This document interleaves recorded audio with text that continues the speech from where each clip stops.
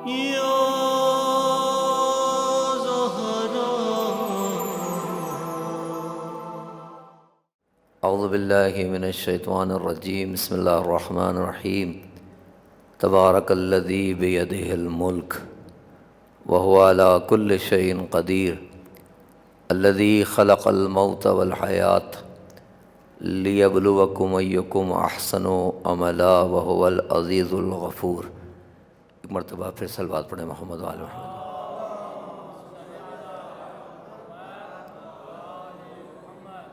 مومنین کرام، زائرین محترم،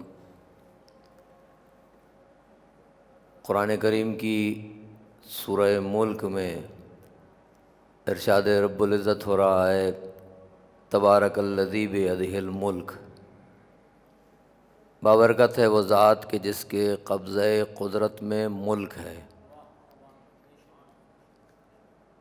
وہو علی کل شیء قدیر، اور وہ ہے جو ہر شے پر قادر ہے۔ پہلے پروردگار نے اپنی بابرکتی کا ذکر کیا کہ بابرکت ہے وہ کہ جس کے قبضہ قدرت میں ملک ہے، اس کے بعد پھر تاکید کی اس بات کی کہ کتنی قدرت ہے، وَهُوَ عَلَى كُلِّ شَيْءٍ قدیر، ہر شے پر قادر ہے۔ انسان کا ذہن مثال تلاش کرتا ہے اور مثال محسوس تلاش کرتا ہے۔ پروردگار نے اگلے حصے میں بیان کیا کہ ہم تمہیں اپنی قدرت کی مثال پیش کرتے ہیں۔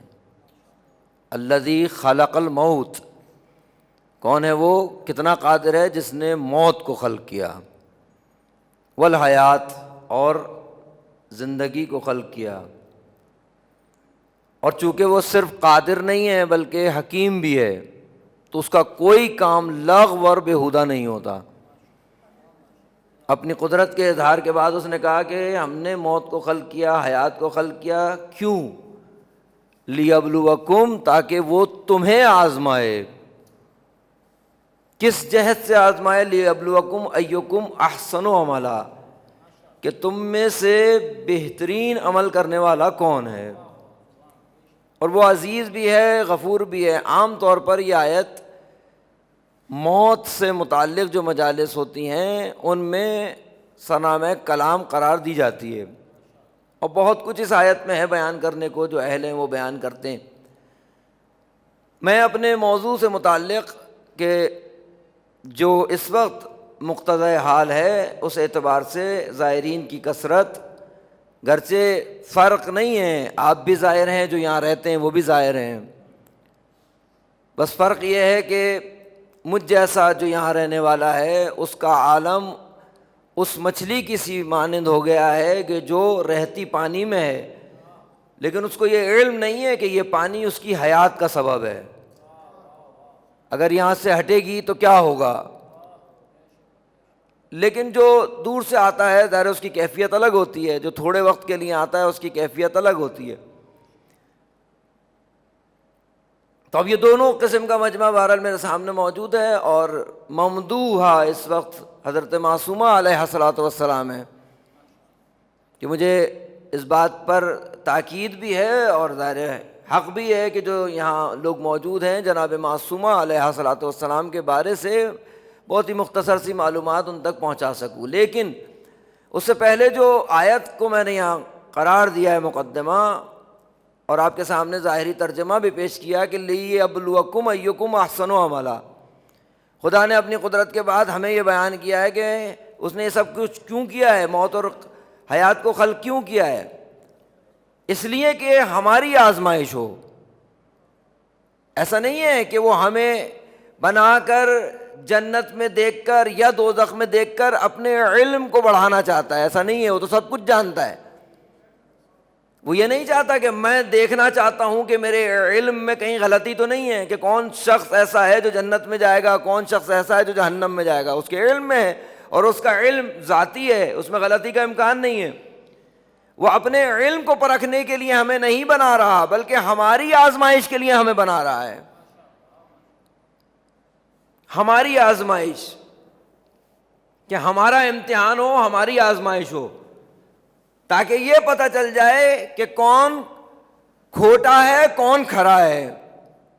کھوٹے کھرے کا اندازہ کب ہوتا ہے؟ کھوٹے کھرے کا اندازہ آزمائش کے بعد ہوتا ہے۔ بھٹی میں لوہے تو بہت ڈالے جاتے ہیں لیکن کندن نہیں بنتے سب۔ کندن وہ بنتا ہے کہ جس کے اندر وہ صلاحیت ہو کندن بننے کی۔ بھٹی میں تو سارا ہر قسم کا لوہا پڑا ہوتا ہے لیکن ہر لوہا اس مقام تک نہیں پہنچتا کہ جو مقام کمال ہے۔ تو ہمیں بھی کیا ہے، امتحان کی بھٹی میں ڈالا ہے اللہ سبحانہ ہوا تعالیٰ نے۔ آپ بتائیے، بہت سارے لوگ اس کو محسوس مثال ہے، تقریباً لوگ اس کو محسوس کریں گے۔ چکی کے جو دو پارٹ ہوتے ہیں، جو چکی چلتی ہے، چکی دو پارٹ کے درمیان میں ہوتا ہے نا، گندم کا دانہ۔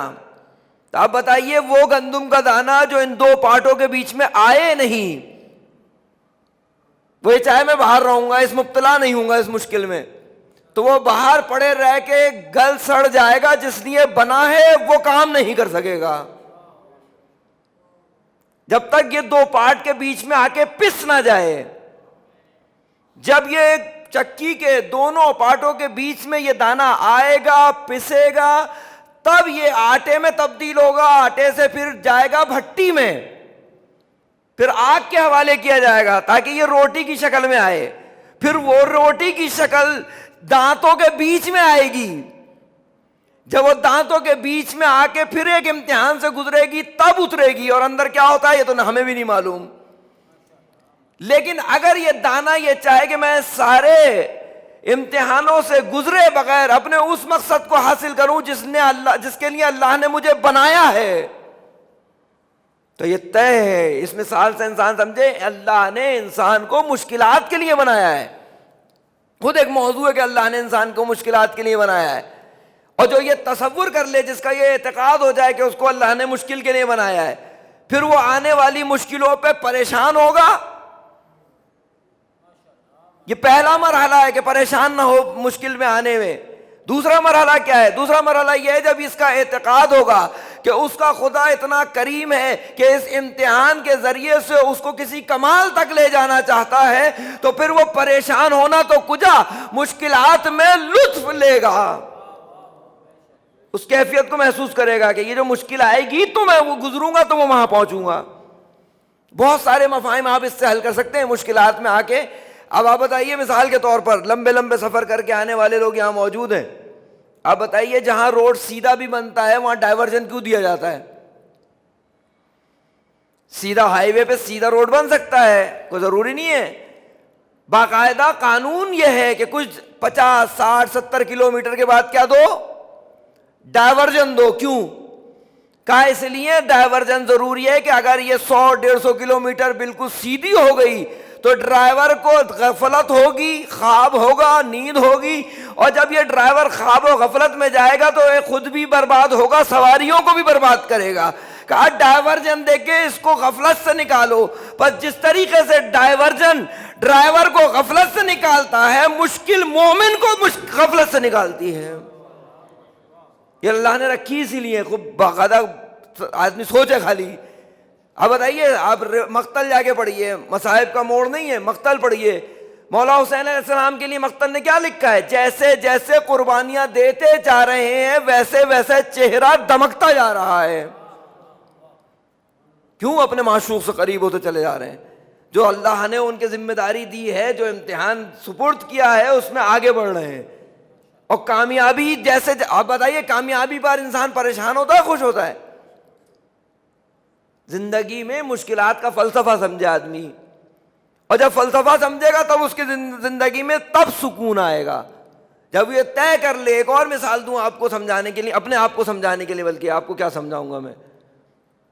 وہ لڑکا جو کلاس 4 سے طے کرے کہ مجھے کیا کرنا ہے، مجھے ہیوی ویٹ چیمپئن بننا ہے ریسلنگ کا۔ 4th کلاس سے اس کی کوشش کیا ہے کہ میں ہیوی ویٹ چیمپئن بنوں گا ورلڈ رینکنگ کا۔ اب آپ بتائیے اس کا ہدف کیا ہے؟ ہیوی ویٹ چیمپئن بننا ورلڈ رینکنگ کا۔ لیکن ساتھ میں یہ طے کر لے کہ وہ بننا تو مجھے وہ ضرور ہے، لیکن یہ بھی طے کر لے رنگ میں نہیں جاؤں گا۔ کیوں؟ رنگ میں جاؤں گا تو مکہ بھی لگے گا، لات بھی پڑے گی، گروں گا بھی، نہ جانے کیا کیا ہوگا. آپ بتائیے اپنے مقصد تک پہنچ سکتا ہے؟ ہو نہیں سکتا کہ یہ اس مشکلات سے گزرے بغیر اس ہدف تک پہنچ سکے جو یہ چاہتا ہے. اب آپ بتائیے مثلاً انسان طے کر لے کہ اسے بہشت میں رہنا ہے، یہ تو ایک مرحلہ ہے بہشت میں داخل ہونا. جیسے وہ رنگ کے اندر داخل ہو، خالی بہشت میں رہنا ہے آپ کو کافی، مجھے کافی ہے، میرے لیے بہشت میں داخلہ کافی ہے، کچھ اور بھی چاہیے؟ بہشت میں صرف داخلہ کافی ہے یا کچھ اور بھی درکار ہے؟ یہ تو طے ہے نا کہ بہشت کا تو سرٹیفکیٹ ہمارے پاس موجود ہے. بہشت کا کوئی سرٹیفکیٹ نہیں ہے نا. بہشت کے سرٹیفکیٹ کی آئیڈینٹیفیکیشن کیا لکھی ہے کہ اس کی پہلی شرط ہے کہ اللہ کا اقرار کیا ہو، دوسری شرط یہ ہے کہ رسول کا اقرار کیا ہو. اچھا، ان دونوں میں سے کوئی ایک شرط فاقد ہو جائے تو جا سکتا ہے آدمی؟ بہشت میں جا سکتا ہے. تیسری شرط کیا ہے؟ جہاں اللہ کا اقرار ہے، جہاں رسول کا اقرار ہے، وہاں مولا کائنات کا اقرار ضروری ہے. تو یہاں تک تو سب کلیئر ہیں، یہاں تک سب کلیئر ہیں. اس کا مطلب بہشت میں داخلہ تو ممکن ہے. کیا بہشت میں داخلہ کافی ہے؟ یہ تو طے ہے کہ بہشت میں آپ اور ہمارا داخلہ ہے، لیکن کیا یہ کافی ہے آپ کے ہمارے لیے کہ ہم صرف بہشت میں داخل ہو جائیں؟ جیسے بہشت میں داخل ہونا کافی نہیں ہے، ایسے ہی قم میں داخل ہونا کافی نہیں ہے. صرف قم میں آدمی داخل ہو جائے کافی ہے اس کے لیے. صرف قم میں داخل ہونا نہیں، کافی نہیں ہے بھائی. بہشت کے اندر تو بہت درجات ہیں نا، بے تحاشا درجات ہیں، اور اس میں علماء میں اور احادیث میں نہ جانے کتنے درجات بیان ہوئے ہیں. ایک لفظ کہوں آپ کو، آپ کے محسوس ہونے والا لفظ ہے، آپ کے دل کی بات ہے. آپ کا اور میرا یہ ارادہ اور میری خواہش نہیں ہے، آپ کی خواہش نہیں ہے کہ جنت میں ہمیشہ امام حسین کی ہم نشینی مل جائے. جب یہاں زیارت کے خواہش مند ہیں، یہاں امام حسین کے لیے نہ جانے کتنے لمبے لمبے سفر کر کے اور کیا کچھ کر کے، کیسے کیسے امتحان دے کے، سختیاں گزار کے کیوں جاتے ہیں؟ مولا حسین کی بارگاہ میں فقط پہنچ جائیں تو فقط پہنچنا ہوتا ہے. فقط پہنچنا تو کچھ نہیں ہے، نہیں، کچھ ایسا ہو کہ پھر پہنچ کے پھر ان سے جدا نہ ہو. اصل یہ ہے کہ ایسا ہو کہ جب ان سے جڑ جائے تو پھر جڑ جائے. اور آپ بتائیے مولا حسین کی طرف سے کرم میں کبھی کمی ہوئی ہے؟ زندگی کو دہرائیے، پوری زندگی کی آپ اپنی ڈائری اٹھائیے اور اس کو دہرائیے. کبھی ایسا ہوا ہے کہ مولا حسین کی طرف سے کرم میں کمی ہوئی ہو؟ کوتاہی کس طرف سے ہوتی ہے؟ معشوق کی طرف سے کوتاہی ہوتی ہے، عاشق کی طرف سے کوتاہی ہوتی ہے. آپ کو ہمیں اندازہ نہیں ہے، یہ خود ایک موضوع ہے، اس پر سوچئے سارے سفر زیارت میں، بلکہ ہم سب مل کر سوچیں اس پر کہ جتنا ہم امام حسین کو چاہتے ہیں یہ ایک باب ہے. کبھی سوچا ہے کہ وہ کتنا چاہتے ہیں؟ ایک دفعہ آدمی اس پہ متوجہ ہو جائے نا کہ وہ کتنا چاہتے ہیں، زندگی بدلنے کے لیے کافی ہے. جیسے اگر میں مثال دوں، بچہ یہ تو جانتا ہے کہ وہ اس سے محبت کرتا ہے، اگر یہ جان جائے کہ ماں کتنا محبت کرتی ہے تو کتنا فرق آ جائے گا رویے میں. وہ بچہ جو یہ جان جائے کہ ماں مجھ سے کتنا محبت کرتی ہے، یہ بات بچہ ماں کا موتی نہیں ہوگا. اس کے لیے ضروری یہی ہے کہ ہمیں یہ جاننا ہوگا کہ وہ ہمیں کتنا چاہتے ہیں. اور بتائیے اگر چاہتے نہ ہوتے تو یہاں داخل ہو سکتے تھے اس وادی میں جہاں بھی بیٹھے ہیں آپ اور ہم؟ اس زمین کو یا اس شہر کو ہم نے محسوس کیا ہے. روایات کا انبار ہے قوم کے لیے، روایات کا انبار ہے جناب معصومہ کے لیے. سلام اللہ علیہ حبیبی کی عظمت پہ صلوات پڑھے محمد و آل محمد.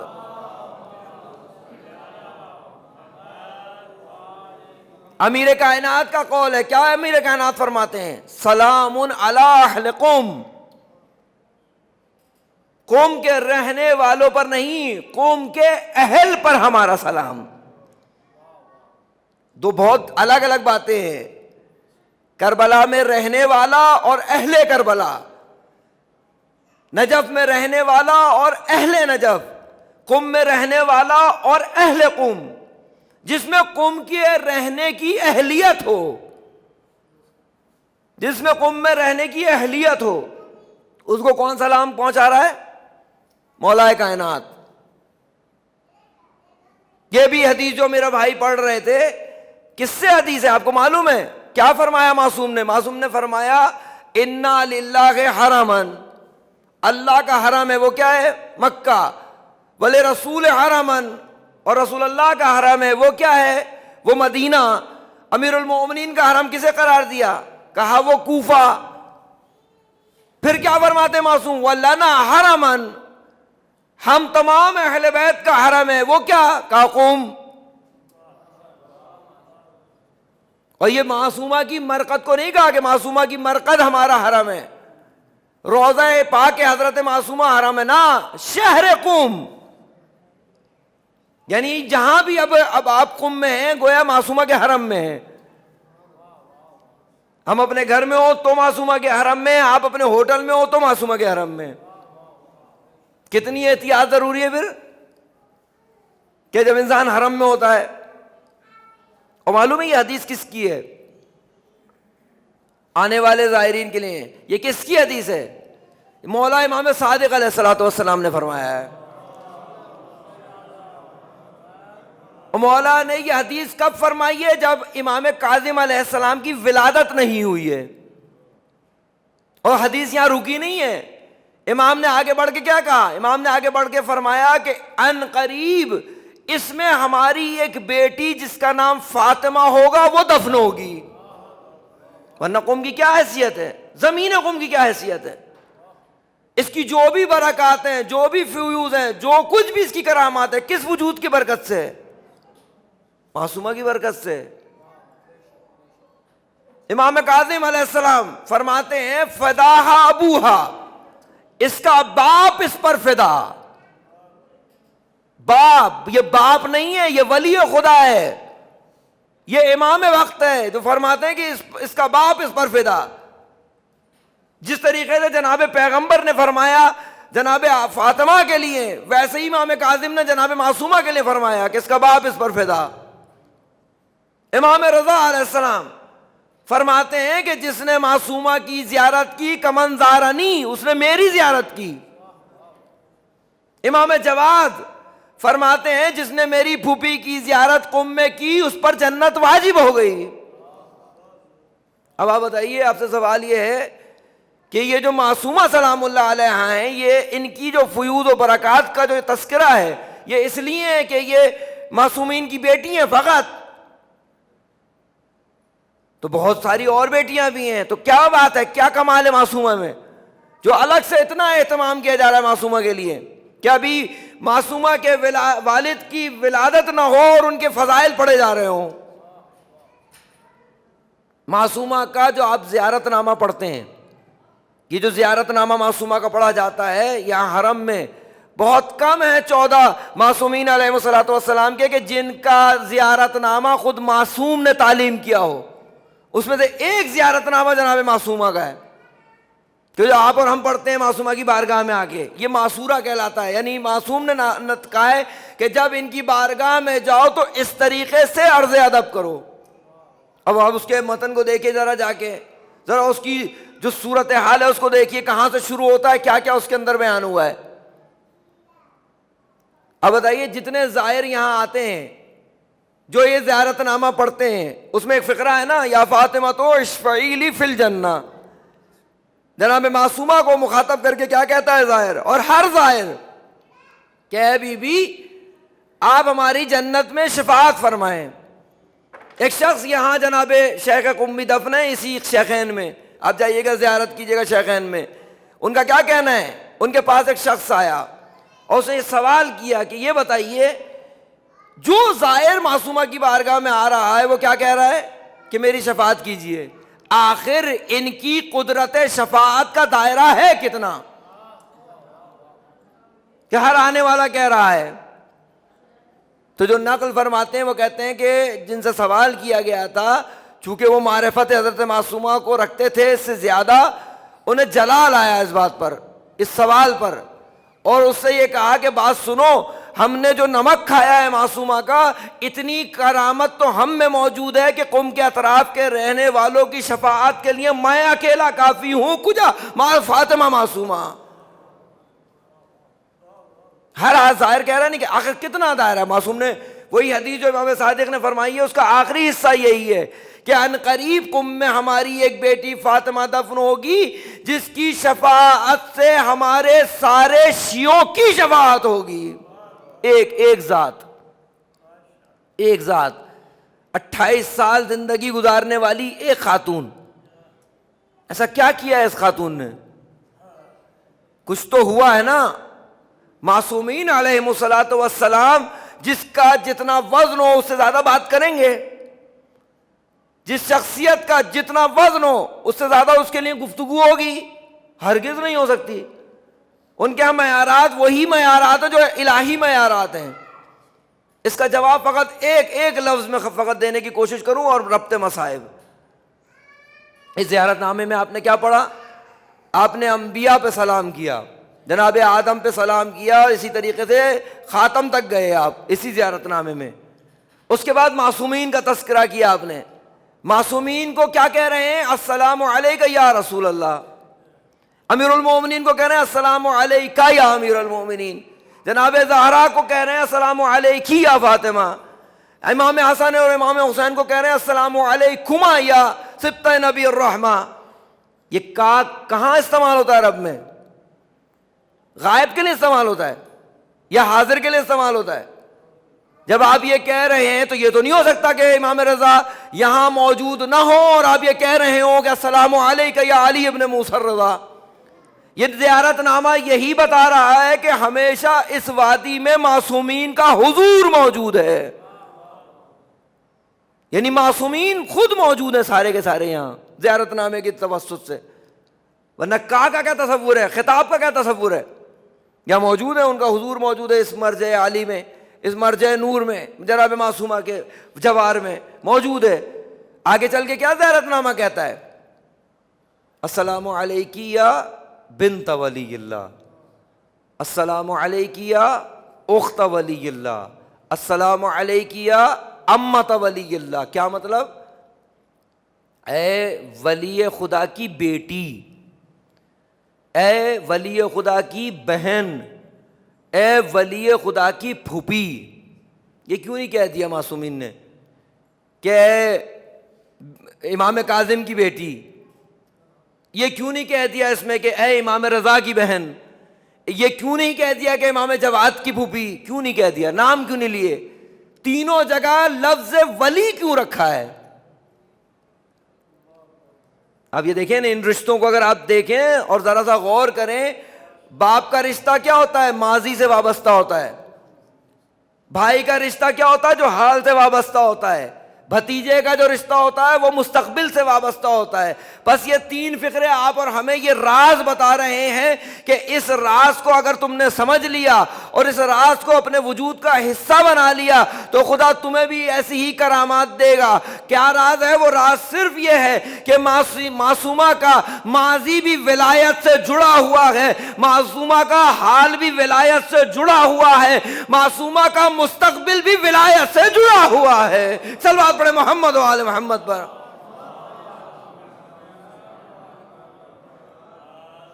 اور یہ جو رشتہ ہے نا ولایت سے جوڑنے کا، ایک لفظ میں جلدی سے میں کہہ دوں اس بات کو، ولایت کے 3 تقاضے ہیں بڑے جن کو پورا کرنا ضروری ہے۔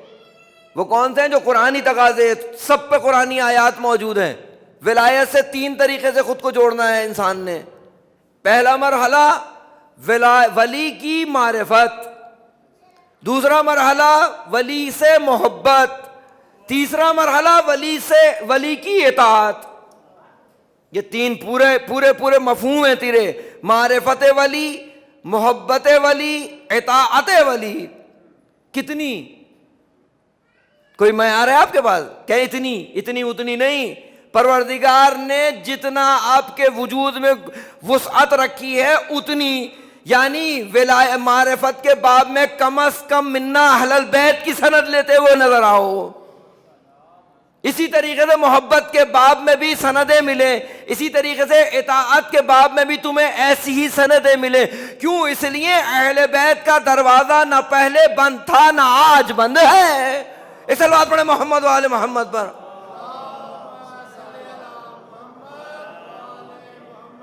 بس گزارش یہ تھی کہ لیبلوکم ایکم احسن عملا. یہ آیت زیارت کے لیے بھی ایسی ہے.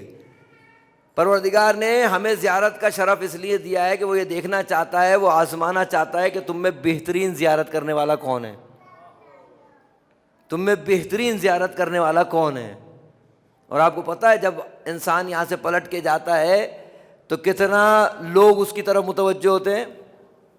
آپ نے بھی لوگوں کا استقبال کیا ہوگا نا, جو زائر پلٹ کے جاتا ہے, جو زائر یہاں سے پلٹ کے جاتا ہے, جب آپ اس کا استقبال کرتے تھے تو آپ کے ذہن میں کیا آتا تھا؟ دوسرے کے لیے کیا آتا ہے؟ دوسرے کے لیے یہی آتا ہے نا. ایک انسان اگر فرض کریں کسی گناہ میں مبتلا تھا تو اس سے آپ کی ملاقات ہوگی تو آپ کیا تصور کریں گے؟ یہی تصور کریں گے نا, اتنے پاکیزہ مقام سے آ رہا ہے, ایسی جگہ سے پلٹ کر آ رہا ہے. آپ کو میں مثال دوں, آپ نے وہ دیکھا ہے سلمنگ سینٹر کا جو ایڈ آتا ہے, یا بالوں کی ٹرانسپلانٹیشن کا جو ایڈ آتا ہے, گنجے پن کا علاج, موٹے پن کا علاج, اخباروں میں ایڈ دیکھیں کیا لکھا ہوتا ہے اس میں؟ پہلے اور بعد. یعنی کیا؟ پہلے یہ مریض تھا, اب اس کا علاج ہو گیا ہے. یہ ایسے ہی جب زیارت میں انسان آتا ہے تو اس کو یہ سوچنا چاہیے کہ زیارت سے پہلے اور زیارت کے بعد. اگر اس طرح متوجہ نہیں ہوگا اور اپنا محاسبہ, اچھا کوئی اور تو آپ کا آئینہ دکھائے گا نہیں, کوئی اور آپ کا آئینہ نہیں دکھائے گا, آپ کو اپنے آئینے میں خود کو دیکھنا ہے. اچھا ضروری نہیں ہے کہ انسان برا تھا تو اچھا ہو. ہم سمجھتے ہیں کہ صرف برا ہی اچھا ہوتا ہے. آپ یہ بھی تو دیکھیے کہ اچھا تھا اور اچھا ہو گیا. خالی یہ تھوڑی ہے کہ برا اچھا ہوگا. یہاں یہ اور اچھے کو اور اچھا کرتے ہیں کہ نہیں کرتے؟ یہ اچھے کو اور اچھا کرتے ہیں, اتنا اچھا کرتے ہیں کہ جناب سلمان کو کہتے ہیں یہ 10ویں درجے پر ہے, جناب ابو ذر کو کہتے ہیں یہ 9ویں درجے پر ہے, جناب مقداد کو کہتے ہیں یہ 8ویں درجے پر ہے کہ نہیں ہے؟ یہ اہل بیت نے کیا نہیں کیا؟ اہل بیت نے کیا ہے. آپ اچھے ہیں, یقیناً بہت اچھے ہیں, اگر اچھے نہیں ہوتے تو بلاتے نہیں. آپ کی ذمہ داری ہے کہ اور اچھے ہوں, کیونکہ اب آپ کی ذمہ داری بہت خطرناک ہو گئی. کیونکہ پہلے آپ کے اوپر ظاہر کا اسٹیکر نہیں تھا, پہلے آپ کے اوپر مہر نہیں لگی ہوئی تھی کہ آپ ظاہر ہیں. اور خصوصاً وہ لوگ جو زیارت کے مخالف ہیں, وہ لوگ جو زیارت کو صحیح نہیں سمجھتے, وہ ان کو دلیل کون دے گا؟ دلیل کون دے گا واپس جا کے کہ ہم تو پہلے ہی کہتے تھے زیارت پہ جانے کا کوئی فائدہ نہیں ہوتا. دیکھو یہ ایسا تھا ویسا ہی ہے. نماز وقت پہ پڑھتا تھا, جماعت سے نہیں پڑھتا تھا. جماعت سے پڑھتا تھا تو باہر نکل کے اور برا ہو جاتا تھا. آپ دینداروں کی باتیں کریں نا, آپ کیوں کسی اور ایسے آدمی کی بات کریں جو نہیں پڑھتا؟ اس کی بات کریں جو پڑھتا ہے, اس کی تو بات کریں جو پڑھتا ہے. پہلے آپ پتہ ہے جو پڑھتے ہیں اگر یہ ثابت کر دیں کہ نماز فائدہ پہنچاتی ہے تو وہ نماز نہیں پڑھیں گے جو نہیں پڑھتے, خود بخود پڑھیں گے. بعین ہی اگر آپ یہ ثابت کر دیں کہ زیارت فائدہ پہنچاتی ہے تو وہ لوگ جو زیارت پہ نہیں آنا چاہتے خود بخود آئیں گے. تو آپ کیا ہو گئے؟ آپ ہو گئے حضرت معصومہ کے سفیر, آپ ہو گئے حضرت معصومہ کی طرف سے ان کی زیارت کے مبلغ, کہ جاؤ اپنے عمل سے لوگوں کو میری طرف راغب کرو. ہوتا یہی ہے نا, یہ تھوڑی ہوتا ہے کہ معصومہ کے پاس آئے, علاج ہوا. اچھا بتائیے, آج کی فضا کی مثال دوں, آپ کورونا کی شدید فضا میں کیسے ایک ڈاکٹر مشہور ہوتا ہے کہ جو ہے جس کے پاس جاؤ تو یہ شفا ملتی ہے, اور جو ڈاکٹر مشہور ہو جاتا ہے اس کے بعد لوگ جاتے ہیں یا نہیں جاتے؟ کیسے پتہ چلتا ہے؟ کہا ایسے پتہ چلتا ہے کہ جو جا رہا ہے وہاں سے شفا لے کے آ رہا ہے. پہلے مریض تھا, اب مریض نہیں ہے. تو یہ خالی مریضوں کو شفا نہیں مل رہی, اس ڈاکٹر اور طبیب کی عظمت میں اضافہ بھی ہو رہا ہے. اب دیکھ رہے ہیں کتنی بڑی ذمہ داری ہے انسان کے اوپر. اگر میں اور آپ اچھے ہیں اور اچھے ہو کے واپس گئے, نہ سوچے انسان کہ وہ برا ہے, انسان سوچے وہ اچھا ہے, مزید اس کو اچھا ہونا ہے. مزید اچھے ہونے کی کیا وہ ہے فارمولہ کیا ہے مثلا مزید اچھے ہونے کا؟ سچے دل سے بتائیے کتنے لوگ ہم میں ایسے ہیں جو صرف ایک دفعہ امام حسین کا نام سنتے ہیں اور آنکھ سے آنسو آتا ہے؟ کتنے لوگ ہیں ہم میں مولا حسین کا تذکرہ سنیں اور آنکھ سے آنسو فوری آ جائے؟ اگر نہیں آتا تو کیوں نہیں آتا؟ کہاں مشکل ہے؟ کہاں پرابلم ہے؟ اور کون ایسا ہے جو نہیں چاہے گا کہ فوری آنسو آئے؟ اس کا مطلب کچھ مشکل ہے نا یہاں. چاہتے ضرور ہیں بہت سارے اچھے کام کرنا، لیکن کچھ مشکل ہے یہاں. اور یہ بہترین دوا ہے، بہترین دوا ہے امام حسین پہ رونا. تمام کثافتوں کو دور کرنے کی، تمام اچھائیوں میں اضافے کی بہترین نسخہ ہے امام حسین پہ گریا، اہل بیت پہ گریا. سب سے مجرب دوا ہے، سب سے مجرب. یہ گریا ہمیں اہل بیت سے جوڑ دیتا ہے. یہ آنسو کا نکلنا خود بتاتا ہے کہ ہم اس وقت ان سے قریب ہیں، وہ ہمارے قریب ہیں، ہم ان کے قریب ہیں. واقعاً نعمت ہے، فرش عزا پر مانگنی چاہیے کہ پروردگار ہمیں اتنی توفیق مل جائے کہ ہم ذکر اہل بیت سننے کے بعد کوشش کر کے نہ روئیں. اہل بیت کی مصیبت ہمارے قلب پر ایسا اثر کر دے کہ بس تذکرہ سنیں اور آنکھ سے آنسو آئے. اور جو یاد رکھیے جو فرش عزا پہ اچھا روتا ہے، جیسا حسین چاہتے ہیں ویسا روتا ہے، وہ فرش مصلی پہ اس سے زیادہ روتا ہے، وہ خوف الہی سے زیادہ روتا ہے. اور جو خوف الہی اور عشق امام حسین کی مصیبت میں روتا ہے، یاد رکھیے وہ امام زمانہ کے فراق میں بہت روتا ہے، وہ جو امام حسین کو روتا ہے. بس میں نے آپ کی زحمت کو تمام کیا. جناب معصومہ 400 سے زیادہ لوگوں کے قافلے کو لے کر مدینہ سے نکلی. بھائی کی یاد میں، بھائی کی اس دین کی تبلیغ کی خاطر، اس ولایت امام رضا کی خاطر معصومہ مدینے سے 400 سے زیادہ لوگوں کو لے کے نکلی ہیں.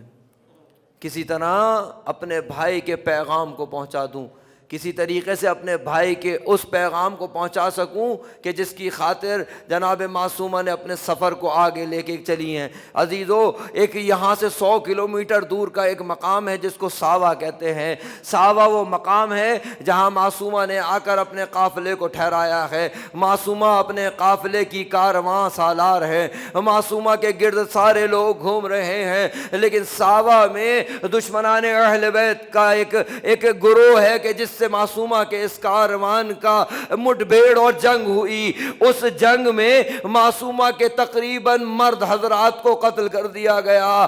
قافلہ مختصر تھا، غلبہ پا کر دشمنوں نے معصومہ کے قافلے کے مردوں کو قتل کر دیا. جب معصومہ کو وہاں زہر دے دیا گیا، جب معصومہ اس مصیبت میں گرفتار ہوئی، معصومہ نے کہا یہاں سے قم کتنا دور ہے؟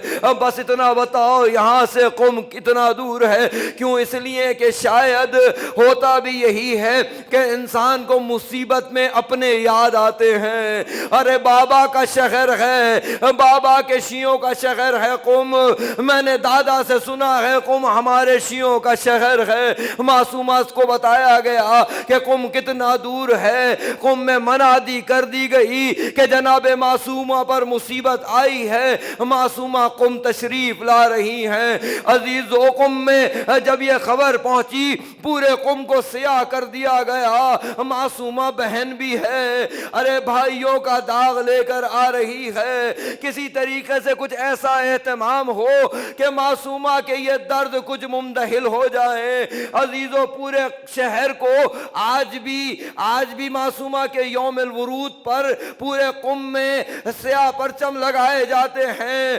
لوگ پھول لے کر کھڑے ہوتے ہیں اس یاد بات کو منانے کے لیے کہ اس راستے سے معصومہ قم میں داخل ہوئی تھیں. ارے قم کے تمام لوگ معصومہ کے استقبال کے لیے کھڑے ہوئے ہیں، اس لیے کہ ایک امام کی بیٹی آ رہی ہے، ایک امام کی بہن آ رہی ہے، ایک امام کی پھوپھی آ رہی ہے. آپ کے ذہن کہیں جا رہے ہیں نا؟ آپ کو تو یاد آ رہا ہے نا ایک وقت وہ تھا کہ جب 11 محرم کو ارے کوفہ میں ایک امام کی بیٹی داخل ہو رہی تھی، ایک امام کی بہن داخل ہو رہی تھی، ارے ایک امام کی پھوپھی داخل ہو رہی تھی. یہاں معصومہ کا شیعوں نے استقبال کیا، اس طرح سے استقبال کیا کہ معصومہ کا زخم کم ہو جائے. وہاں کیسا استقبال کیا گیا؟ ارے زینب بھی تو بھائیوں کو اپنی اللہ کی راہ میں قربان کر کے آ رہی تھی. ارے وہاں کیسا استقبال ہوا؟ یہاں لوگ پھول لے کر کھڑے ہوتے ہیں، ارے وہاں لوگوں کے ہاتھوں میں، کسی کے ہاتھ میں پتھر موجود ہے، کسی کے ہاتھ میں گرم پانی موجود ہے. امام کی بہن کوفہ میں داخل ہو رہی ہے. معصومہ تقریباً یہاں 18 روز یہاں بیت النور میں معصومہ کا قیام رہا. معصومہ نے قیام کیا، آخر وہ وقت آیا، معصومہ کی رحلت ہو گئی، معصومہ کی شہادت ہو گئی. اب سمجھ میں نہیں آ رہا، معصومہ کے غسل کا مرحلہ گزر گیا، معصومہ کے کفن کا مرحلہ گزر گیا. ارے جب معصومہ کو یہاں لایا گیا تدفین کے لیے، اب سب گھبرا رہے ہیں، سب پریشان ہیں کس طریقے سے معصومہ کو تربت میں اتارا جائے. ارے کس میں دم ہے کہ معصومہ کے جسد مبارک کو ہاتھ لگائے؟ ارے کون ہے؟ دیکھا کہ نشیب سے 2 گھوڑا سوار آ رہے ہیں، یہ دونوں کے نقاب لگی ہوئی ہے. انہوں نے کہا پیچھے ہٹ جاؤ. ایک نے آگے بڑھ کے نماز پڑھائی، دوسرے نے پیچھے نماز پڑھی. پھر وہ شخص جس نے نماز پڑھی تھی وہ قبر میں اترا، دوسرے نے معصومہ کو اس کے حوالے کیا. یہ ایک بھتیجا، یہ ایک بھائی اپنی پھوپھی کو اور اپنی بہن کو دفن کر کے تو چلے گئے، لیکن میرا ایک سوال ہے یا مولا رضا، جب بہن کو دفن کیا یا امام جواد جب پھوپھی کو دفن کیا، مولا ہاتھوں میں ہتھکڑیاں تو نہ تھی؟ ارے مولا لنگر تو نہ تھا، توق تو نہ تھا، زندان تو نہ تھا. ارے ایک بھائی اور بھتیجے نے اپنی 4 سالہ پھوپھی اور بہن کو ارے جب دفن کرنا چاہا، ارے کیسے اٹھائے بہن کا لاش؟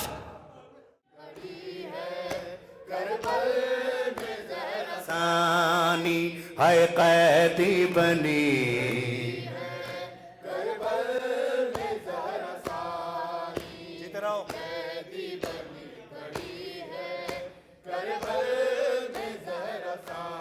بے درد مسلمان سے زینب نے یہی پوچھا، سینہ علی اکبر کا برچی کے لیے تھا کیا؟ نہ دلہا بنا نہ صحرا بندھا، وہ کڑی الجواں ہے پیاسا گیا، قزاروں پڑی کربلا کہہ اٹھی.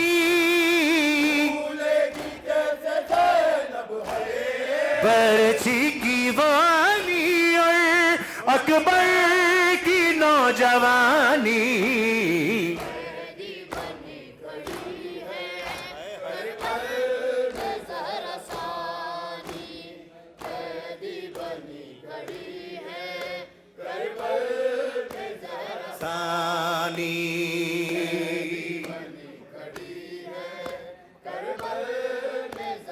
ثانی ہے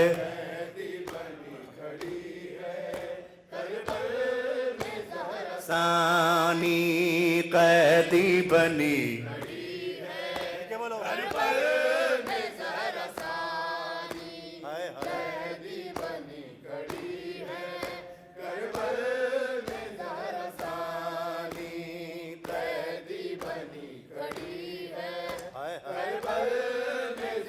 ثانی تامل حکم میں کلام پیش کر رہا ہوں، سب نے مل کر پڑھنا ہے، ماتم کرو۔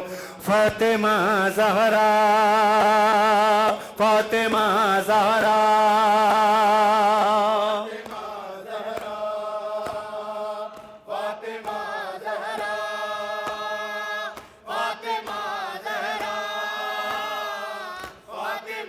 زہرا، فاطمہ زہرا،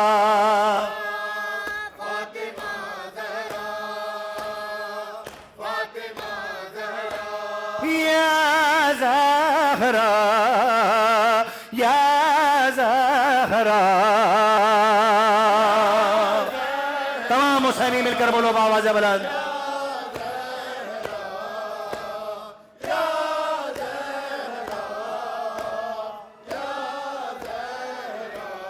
اے میری بی بی تیرے در پہ استغاثہ ہے، تیرا ممنون میری شہزادی یہ جہاں سارا ہے، یا زہرا،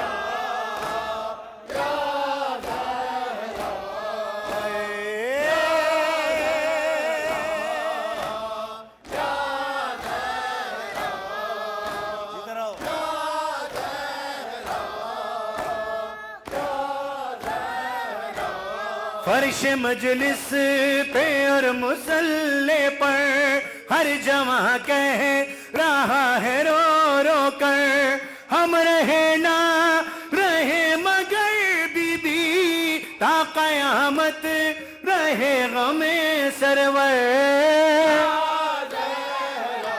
جزاک اللہ جوانو، مل کر بولو، شہزادی راضی رہیں، مل کر بولیے، یا زہرا، اے میری بی بی، اے میری بی بی تیرے بچوں کا غم مناتے ہیں، اپنی اولاد سے کہیں بڑھ کے غم یہ پیارا ہے، یا زہرا،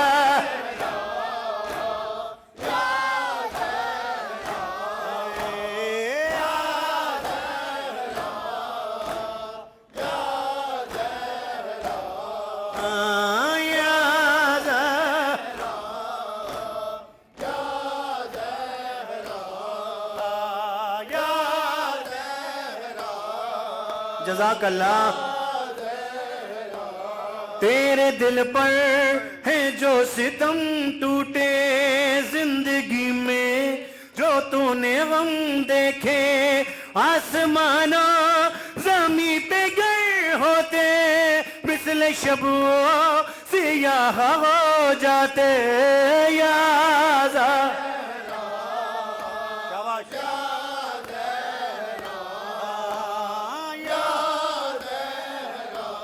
جزاک اللہ۔ اے میری بی بی دیکھ کر تیری مصیبت کو، سارے عالم کا دل مصائب سے پارا پارا ہے، یا زہرا،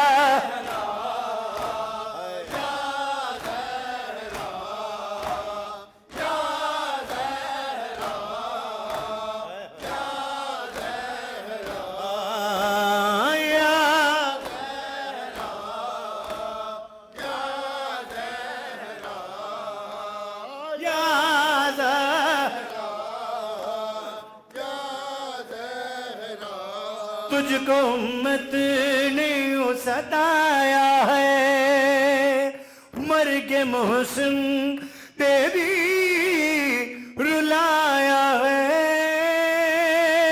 تجھ کو بابا کے بعد امت نے ہائے دربار میں بلایا ہے، یا زہرا، سب مل کر بولو حسینیوں، اے میری بی بی کتنے صدمے اٹھائے ہیں تو نے، جیتے جی تجھ کو میری شہزادی غم نے مارا ہے، یا زہرا،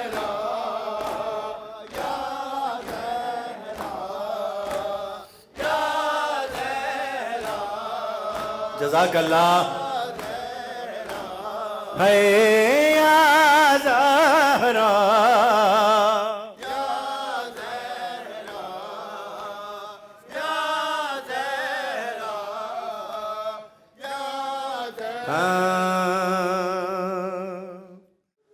کہاں سجاد نے رو کر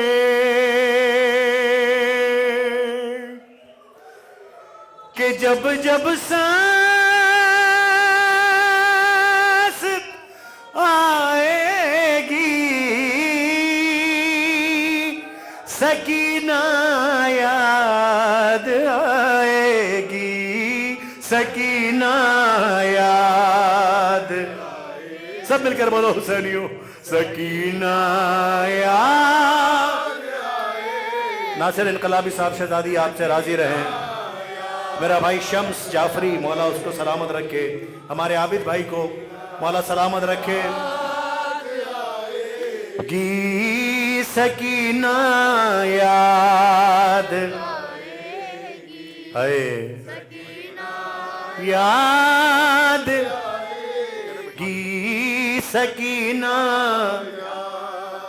آئے گی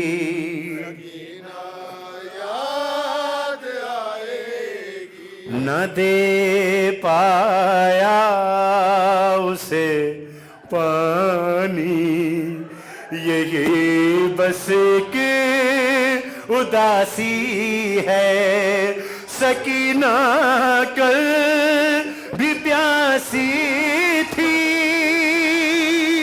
سکینہ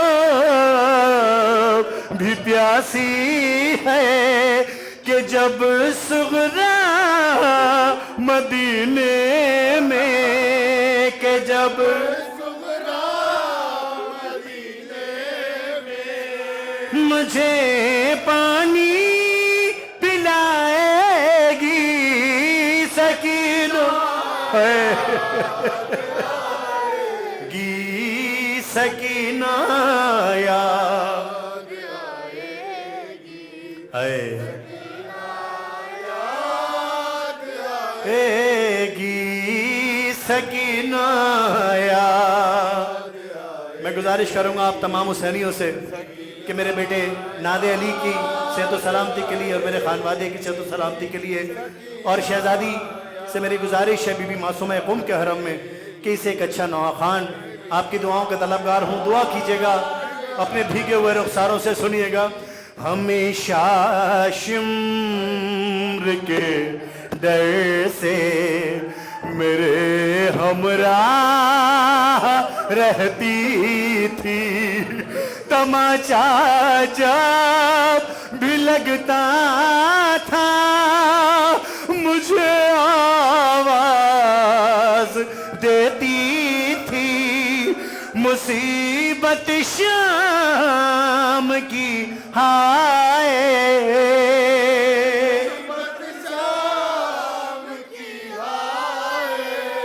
مجھے جب بھی رلائے گی یاد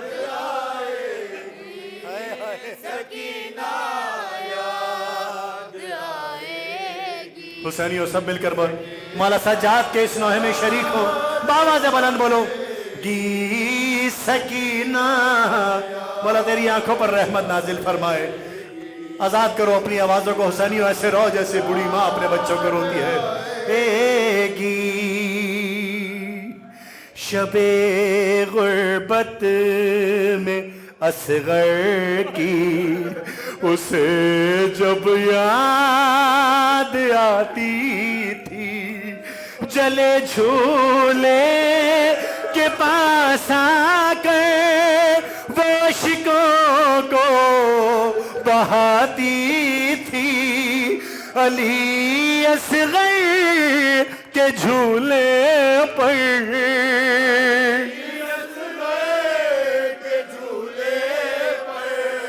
نظر جب میری جائے گی سکینہ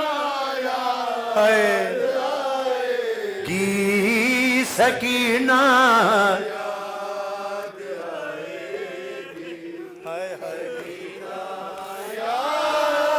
آئے گی سکینہ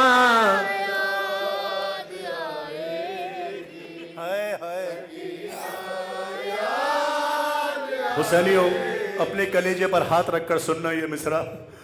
ہاں یہ رو کر شام والوں سے کہا سجاد نے سن لو کبھی نہ مارنا دے کسی معصوم بچی کو کہ جب ننھے سے ہاتھوں سے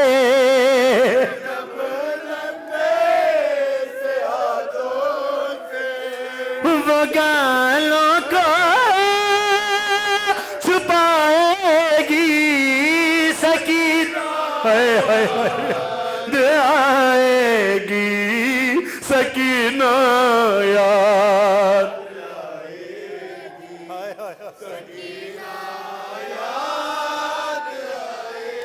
گی سکینہ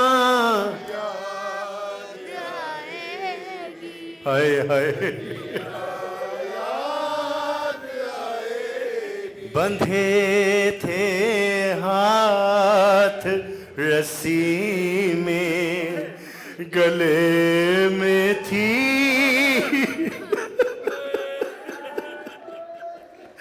ارے بندھے تھے ہاتھ رسی میں گلے میں تھی رسن ہائے بڑی مظلوم تھی پردیس میں میری بہن ہائے مصیبت 4 سالہ کی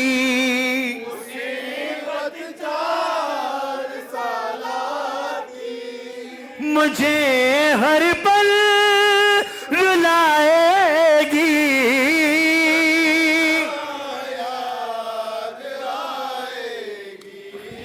سکینہ.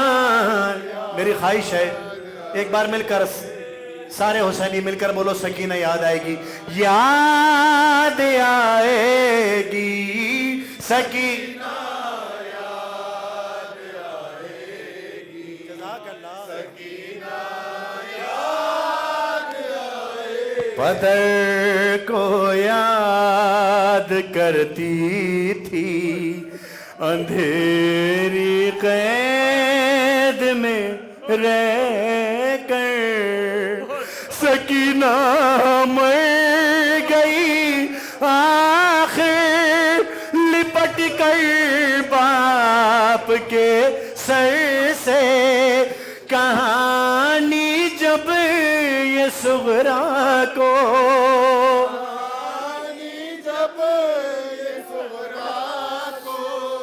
کوئی بی بی سنائے گی سکینہ یاد آئے اجازت دیں گی شہزادی وہ دن بھی جلد آئے گا بلاوا آئے گا ذیشان و عرفان ازا سب کا یتیمہ کے حرم پر جب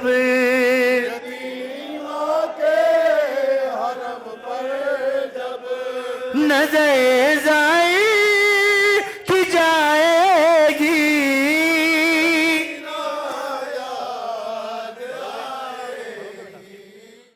سکینہ کہتی تھی بابا بابا سنو میرا سفر اور سب کے تشانے بندھے मेरा बंधा था गला, मैं पंजों पे चलती रही बाबा,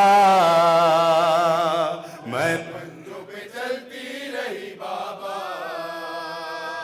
मैं पंजों पे चलती रही बाबा। अरे तुमको कफन दे दिया रेत के तूफान ने, बालों से पर्दा किया मेरी भी जान ने, और मेरे दर्द का कोई मदावा न था, और मेरे दर्द का कोई मदावा न था, मैं पंजों पे चलती रही बाबा, मैं पंजों पे चलती रही बाबा। बाबा, बाबा सुनो मेरा सफर,